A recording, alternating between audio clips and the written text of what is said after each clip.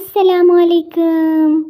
जो लोग cold drink को ठंडी कोल्ड ड्रिंक, ऑमलेट को अंडे का ऑमलेट, चिप्स को आलू वाली चिप्स कहते हैं और संडे को संडे वाला दिन बोलते हैं और हेयर स्टाइल को बालों का हेयर स्टाइल कहते हैं, मेरा उनको मशवरा है मोबाइल और कंप्यूटर की जान छोड़कर कुछ पढ़ाई की तरफ तवज्जो दे, अभी भी कुछ नहीं बिगड़ा।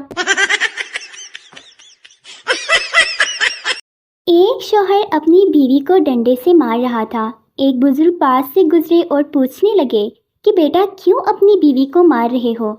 शौहर ने गुस्से से कहा, ये बहुत गुस्ताख हो गई है।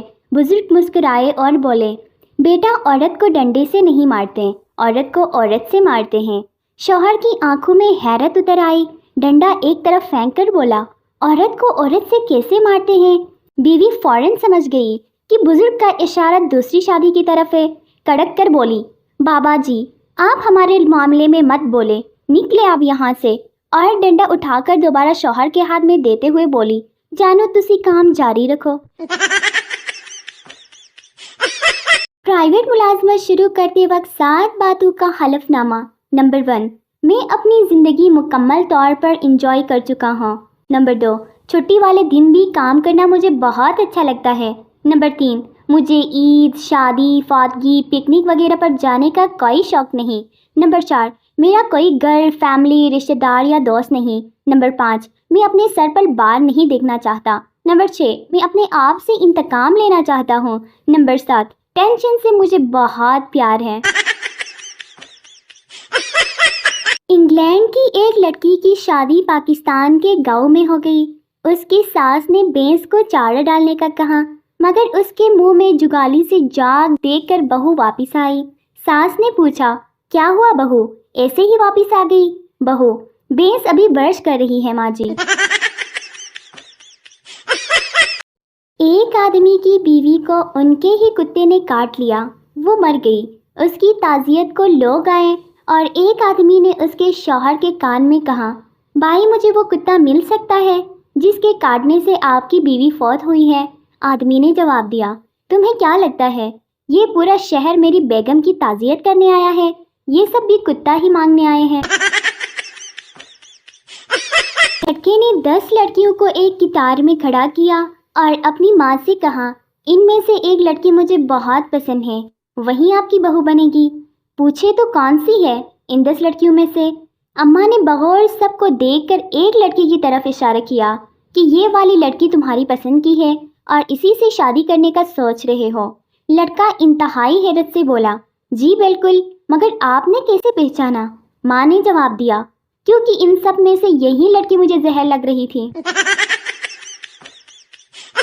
मरीज दांत के डॉक्टर से, डॉक्टर साहब आप कई दिनों से मेरे दांत निकाल रहे हैं और हमेशा गलत दांत निकाल देते हैं। डॉक्टर, आज यकीनन सही दांत निकालने में कामयाब हो जाऊंगा। मरीज, वो कैसे? डॉक्टर, इसलिए कि आपके मुंह में अब सिर्फ एक ही दांत रह गया है। एक बाबा जी किसी महफिल में गए, वहाँ सब लोग उनका मजाक उड़ाने लगे। बाबा जी ने उन्हें कहा, देखो हम फकीर लोग हैं, हमारा मजाक मत उड़ाओ। लोग खूब हंसे।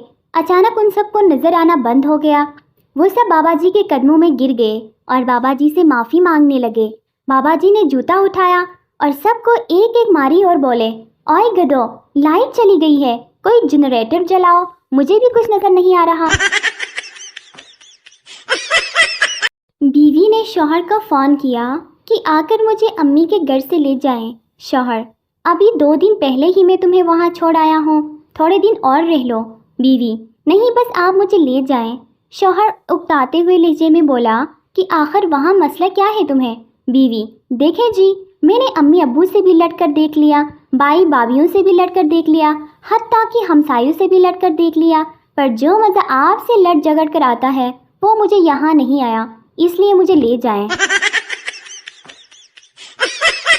जज, तुम्हारी आखिरी ख्वाहिश क्या है? मुजरिम, आपकी बेटी से शादी, एक आईफोन, 50 करोड़ रुपए, यूके का वीज़ा, 2 साल का हनीमून, 6-7 बच्चे जो आपको नाना कहें और मुझे पापा कहें और मैं उन सब की शादी करवा दूं। उसके बाद आप जो फैसला दो मुझे मंजूर है। जज, मेरी कोई बेटी नहीं है, लटका दो साले को। ایک خاتون صبح سویرے بغیر منہ ہاتھ دھوئے گھر کے عام کپڑے پہنے ایک بیکری میں گئی اور اپنی سالگرہ کے لیے کیک کا آرڈر دیا کہ میں شام کو 4 بجے آ کر لے جاؤں گی۔ شام کو ٹھیک 4 بجے وہی خاتون تیار ہو کر میک اپ کر کے بیکری جا پہنچی اور پوچھا کیا کیک تیار ہو گیا ہے؟ صبح آرڈر کیا تھا۔ بیکری والا بولا آپ وہی کیک لینے آئی ہیں جس کا آرڈر صبح آپ کی امی دے کر گئی تھی۔ اس کے بعد جو ہوا وہ پورے پاکستان نے دیکھا۔